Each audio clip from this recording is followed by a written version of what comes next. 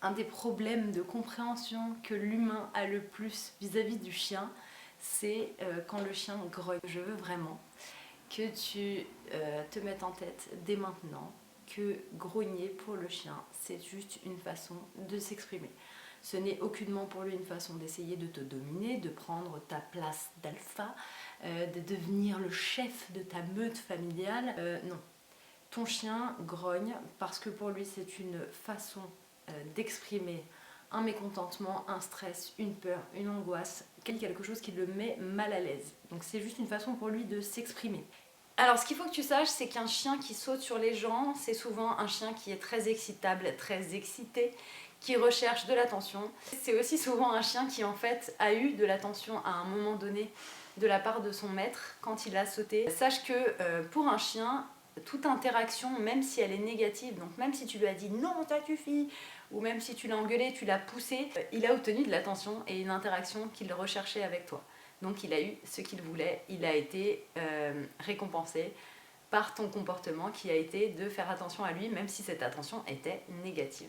La base, quand tu veux que ton chien arrête de sauter sur les gens, c'est d'ignorer totalement le chien. Quand je te dis ignore totalement le chien, ça veut dire que tu ne le regardes pas, tu ne lui parles pas et tu ne fais aucun mouvement à son encontre. B, C, D, F. Donc là je commence à ajouter du mouvement, le chien ne bouge pas, c'est nickel, donc on peut continuer. On dira merci à la participation de... Tu vois ? Merci. De Ezra, ce magnifique berger australien de 2 ans, encore un petit peu con, mais si gentil à la fois. La base, c'est de toujours apprendre un ordre à ton chien quand tu es chez toi ou quand tu es dans ton jardin ou dans un lieu où il n'y a aucune distraction, pour rendre l'apprentissage de cet ordre plus simple pour lui, et ensuite on augmente doucement les critères d'apprentissage. Donc doucement on va commencer à amener des distractions, à demander plus de temps dans l'ordre, etc. Il y a un truc avec ce pas bouger que vraiment tous les gens font, et j'en ai déjà parlé 1000 fois dans mes vidéos, mais ce que font les gens, c'est de répéter 1000 fois le mot pas bouger. En gros ça donne un Ezra, pas bouger, pas bouger, pas bouger, pas bouger, pas... Et tu te recules de plus en plus en disant 1000 fois à ton chien de pas bouger. Les gars, en fait si t'as besoin de te répéter 1000 fois, c'est que ton chien n'a pas vraiment compris. J'ai vu des gens qui me disaient il faut absolument qu'il arrête, j'en peux plus, il mord tout le temps, etc. Enfin c'est pas normal, il est agressif, tout ça.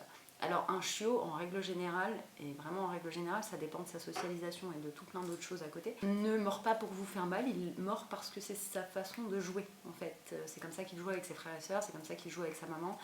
Enfin, c'est tout à fait naturel pour lui d'utiliser sa mâchoire pour s'exprimer et surtout pour jouer. Un chiot qui ferait caca à l'intérieur et que tu aurais beaucoup trop réprimandé, pour ne pas se faire engueuler, le chien va manger son caca. Ou alors c'est des chiens qui s'ennuient complètement et qui se disent que manger du caca c'est vraiment cool. Voilà.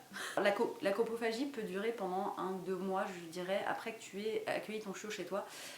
Et ça trouve son explication dans le fait que dans les élevages, même dans la nature, enfin dans la nature je sais pas, mais en tout cas dans les élevages, la mère, pour nettoyer le nid, va manger le caca de ses chiots et boire le pipi. Pendant de longues semaines, elle va faire ça pour que l'endroit reste propre. Donc les chiots, et je l'ai vu dans ma portée cette année par exemple, les chiots, à force de voir maman le faire, se sont mis eux-mêmes à aller chercher le caca à la source. Donc, le chien et le loup sont des cousins très très lointains. Donc comme je te disais au début, c'est vraiment comme comparer un homme à un singe. Si tu veux, tes comportements à toi ne sont pas définis par la même chose qui définit les comportements des bonobos ou des gorilles. À chaque fois, je vois ce genre de chien harceleur. Tu sais, c'est le chien, typiquement, où le maître va te dire « Ah mais il joue, regarde, il est très rigolo » ou alors, je l'ai entendu la dernière fois « Ah mais ce chien, non, mais c'est parce que il agresse ton chien parce qu'il aime pas les harnais. Donc c'est le harnais qui l'attaque, c'est pas ton chien. » On est sûr de ça? Aussi dans les parcs canins, selon la taille, tu as toujours ce maître un peu con qui se met à lancer la balle quand il y a une dizaine de chiens. Sachant que dans un parc canin, tu as toujours au moins une nouvelle personne qui arrive ou un nouveau chien qui ne connaît pas tous les chiens qui sont là, voire plusieurs chiens qui ne se connaissent pas. Tu ne sais pas s'il y en a un qui fait de la protection de ressources ou qui peut s'avérer un petit peu con avec les autres quand il y a un objet qu'il veut protéger.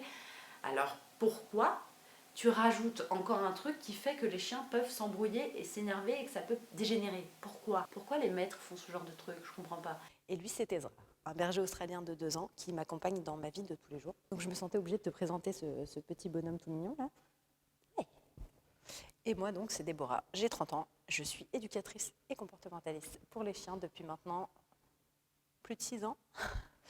Je travaille uniquement en méthode positive et amicale et tout ce que je fais, c'est pour le bien-être du chien et c'est pour mieux le comprendre. Tu m'entendras très souvent dire qu'il faut être patient, qu'il faut y aller doucement, pas à pas et qu'il ne faut pas faire trop vite. Et c'est vraiment le cas pour tout lorsqu'il s'agit surtout d'un chiot.